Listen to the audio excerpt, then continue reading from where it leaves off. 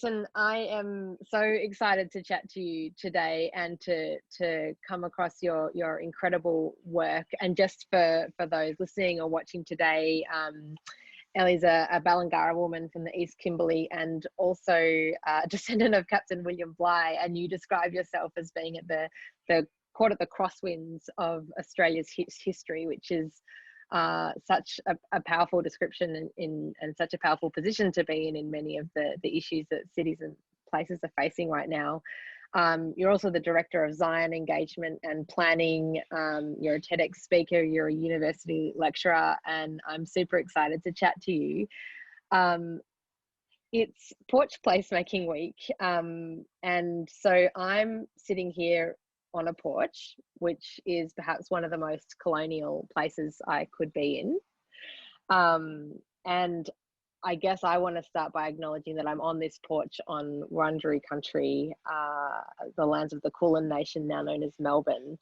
And I guess country not just being the land under our feet, but the land, species, sky, and water all around. But as I do this talk on Wurundjeri country, but from a porch, you know, there's this whole intersection there around colonialism and planning. Can I just start by asking you talk a lot about your work in cultural safety, in particular. I guess I wanted to start there in all of the different things that we could talk about today. And can you talk about, I guess, a little bit about yourself and your context, but how you've come to focus on cultural safety? Yeah, sure. Well, it's great to be here today. I feel like you're one step ahead of me, at least being outside. So I'm dialing in from a room, and obviously try and make your backgrounds feel a little bit immersive. And I've got my emu feathers, you know, around me. But the context of you even being out in the fresh air, I think, is one step ahead of me. But yeah, I suppose just by way of a little bit more introduction on myself, like born on Gadigal country and call Bundjalung country home. So that's where I'm dialing in from today. I've got a beautiful river behind me, and I just acknowledge the Nyambul people for caring for this country. And I think for me personally, I'm getting a lot of peace being by a water body. I don't know about other people in these crazy times that we're in, but you do hear a lot about the importance of water for people and the kind of well-being impacts that it's having. So I'd like to just start by acknowledging that. I think for me, you know, my mob's from the Kimberley, but I haven't really spent a huge amount of time on country. I was up there from 2012 to 2014 as the planning officer for the Shire of Wyndham East Kimberley. So I had 2.5 years back on and near country, which was pretty incredible. But, you know, my kind of upbringing was mainly on Gadigal and Bundjalung country. And so, you know, I think for me, the first part of my career journey was really about building some strong foundations in development assessment, working with local government and understanding the importance of, you know, how all of that kind of national policy and process then filters down to the level of working directly on country. I think through that process, I got to know just how much I love working with people, love to have a yarn, and I also really love kind of breaking down really challenging concepts for people to absorb and respond to. So I think a big part of it for me has been really refining what it is that I'm passionate about. So I went from that to working in a private consulting firm, GHD. I was there for 5 years and started in social impact and stakeholder engagement, and then started helping them with their reconciliation journey. So it wasn't really until that point that I was directly kind of engaging and working in the Aboriginal space. And I think as that evolved and as I realized just how much that really aligned with my passions for social justice, speaking up for mob, integrating my planning and engagement skill set into working with the built environment. That was a real pivot for me, you know, really kind of focusing specifically in that space. And the first project that we developed in that space directly was the Campbelltown City Council Aboriginal interpretation strategy called Our Voice, Our Place.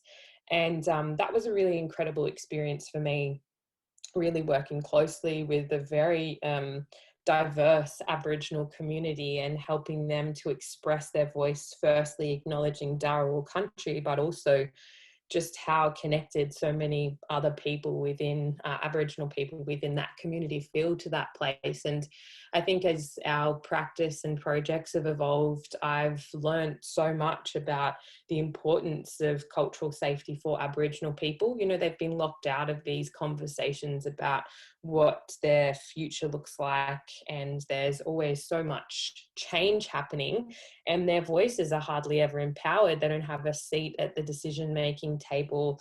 They don't get consulted with in a targeted way very often, and when they do, it's with within the context of, you know, what we like to call ticker box engagement. So it's not necessarily starting with their voice and with their aspirations. It's generally just like, we've got these ideas, what do you feel about it? Tinker around the edge, great, we've got the endorsement. So I think that there has been a really big shift, and for me it's just evolved so much of my thinking around the importance of cultural safety for Aboriginal people, what our future looks like in these places and spaces where Aboriginal people feel celebrated, they feel seen. There's an element of truth telling in our built environment that acknowledges where we've come from, and that's our shared history. You know, these the ideas of the impacts of colonization isn't just Aboriginal people's stories, it's all of our stories. So I think that there's always been so much silence in our education system. People are beginning to awaken to the need for this type of knowledge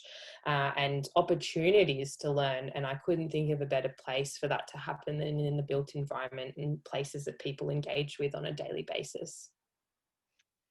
Wow, thanks so much. That's it's so interesting, the threads that you bring together in your work in light of that. I want to talk a little bit about something you sort of touched on at the end around how we're shaping places and the truth telling and the recognition and the storytelling in place. I guess an observation that I would make as someone who has spent most of their career working in urban planning and design is a lot of the cultural conversation feels kind of reduced to something that's added at the end with a name or a piece of art, and you know, I mean, I guess those things are, in and of themselves, aren't bad, but they miss the opportunity to actually not just reimagine the place, but to actually consider what it might feel like to be an Indigenous person in that space. Can you talk a little bit about some of the challenges in planning and public space design, and how some of those opportunities could be more deeply explored? Yeah, well, I think it's just about, firstly, realizing the value of what a contribution in this space could look and feel like. I think that, you know, the interesting thing that's happening at the moment, like in this placemaking space, is we all want these vibrant, unique places that couldn't be anywhere else. And I personally couldn't think of a better place to start than with country. And so to start with country, you need to identify the people who can help you to listen to country, and to then deeply listen and respond to that will mean a unique place, because country is so unique. You look at the diversity of the, you know, language map of Aboriginal people across Australia, every one of those little colours represents a different language, country, culture, practice, and all of those things can be brought to life in this process. So, you know, it is great to see that there is, you know, public art and a lot more happening, you know, but as you highlighted, it is just the kind of end of that line. I think if you really integrate this thinking from the beginning, and you actually start to think from a planning perspective, and this is why I'm so passionate about what's happening in planning. There's obviously a lot of these kind of design conversations happening, but if you're not integrating it into planning, if you're not thinking about where certain uses should go, what your zoning is going to be, you know, that then informs obviously the design. But you might be planning to have a a road moving through a really important place, as we've seen with some of the things that have happened in the last 12 months. Even just that kind of traffic and transport planning can have a really big impact on what the actual placemaking looks like at the other side. So I think elevating those voices and understanding that, well, all country is sacred, but there is a need to work closely with people in identifying what places holds enough significance to make sure that you integrate that into the way that you think about master planning, before you even get to that placemaking, has definitely shifted and evolved. So yeah, I think that it all is about context. And if you start identifying particular uses in places that are out of context to country, then you're going to get it wrong down the track when that kind of design starts happening. So I'm really excited about the fact that these conversations are happening earlier, that things like cultural values mapping is starting to take place in a way that is beyond just the kind of heritage artifacts, but thinking about the cultural landscape and how to be informed by the cultural landscape in a planning process. So yeah, really kind of elevating that and bringing it much further into the process, and makes for a much more integrated and an embedded response, because sometimes it's too far down the line, if you haven't captured it in the planning conversation. Yeah, I mean, you raise a really good point there around the integration and needing to do that as the first step, which in the context step, and as well as every along the journey. But you raised a really good point about context and the importance of context in telling the story of places. And I want to, I guess, ask you or spend some time talking about the current proposal for the Western Sydney Airport, which is on Darug country. And I guess one of the challenges that's come up through that process is the proposed name for that place as Bradfield, which is not only a missed opportunity, but feels like it seeks to erase that story of that place. And I'm really curious to hear from you about both that project and the process of renaming a place like that, but also the significance of that in light of so many other places that get named and labelled in that way. Yeah, I mean, I think, for us as Aboriginal people, we believe country names herself. And that's generally for the purpose and the qualities of a place. So the conversation that we just had about placemaking and this everybody's desire to make a place look and feel unique, then I think allowing country to name herself is a much more responsive way than to import names of people who may not even have context to a particular part of country. And I just think that someone like Bradfield, they've got a highway, they've got a dam, they've got just so many other things that are named after them. And it's kind of, I feel like, you've had your time. We've got all of these legacies of places that are named after old white dudes. And, I think that it's about finding some form of balance in that. And when I talk about truth telling and the importance of truth telling, I'm not saying that our colonial stories don't matter, because they are everybody's stories. But what I do feel strongly about is that there isn't any balance, that our places and spaces are dominated by colonial thinking, and the colonial naming and all of the other things that, really challenge this notion of cultural safety for Aboriginal people. So I think it's about, that has had its time, and it's not to say that I think dual naming is a really great idea in terms of like potentially finding more appropriate names so that things can be dual named, because these legacies do exist. But I think in an opportunity like naming a new aerotropolis core that's going to be internationally known as a 24/7 airport in the future, like I think the time has come for us to think of a more responsive way of thinking about naming places and the importance of that and what language means and how it creates identity, because it's beyond just like a name or a tagline. It does then start to create identity. And I'm just mindful of what we want our identity to be on an international platform, because I think about, you know, the amount of people, I personally feel that people from overseas are more deeply engaged and their expectations are higher when it comes to Aboriginal culture and cultural experiences and cultural education and wanting to learn and know more. I think that that's based on the fact that there's a lot of shame, a lack of confidence, people don't know what to say or do, and so there's a lot of silence, and that's the failing of our education system. But if I think about a place that's going to be internationally renowned, I think that the expectation is for something that's more responsive to country and to culture and to community.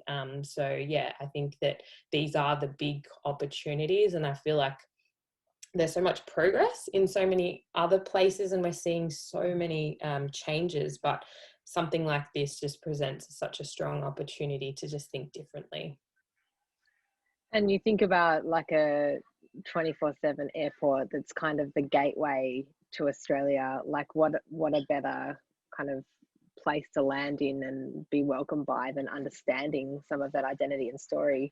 And the kind of the crazy thing about what you're talking about there is the design of that place is going to all be about identity, places for people, and to try and do that without that deep understanding of country feels very superficial.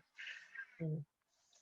I want to ask you one last question, and you mentioned in your recent TED talk around your own process of decolonising your mind as an Aboriginal woman who's also grown up with a lot of white culture, and I'm wondering if you feel comfortable talking about what that process looked like and what recommendations you might have for other white people in particular who are on that journey of decolonisation. Absolutely. I mean, I think this is always personal, you know, everybody has a story in this space. There is always a core and dominant culture that we're brought up in. And for me, you know, I think that, you know, my dad was from the stolen generation and he didn't connect back in with our mob until he was late 20s, early 30s. And so, you know, he hasn't necessarily had the privilege of being able to share a huge amount with me. So I've always identified, I've always been proud. Dad's always engaged in his own cultural practices. But, you know, I had to later in life figure out ways to engage in my own practice. And for me, it has come through a commitment of going, okay, I don't know much. I haven't been taught much. The education system has failed me in feeling known and seen and represented in the way that all of my teaching, both primary school, high school and university, has looked to represent and acknowledge my heritage as an Aboriginal person on this country. And so I think for me, it's just been okay, well, if I didn't get it there, then I have to make a commitment to engage with it in whatever way I can.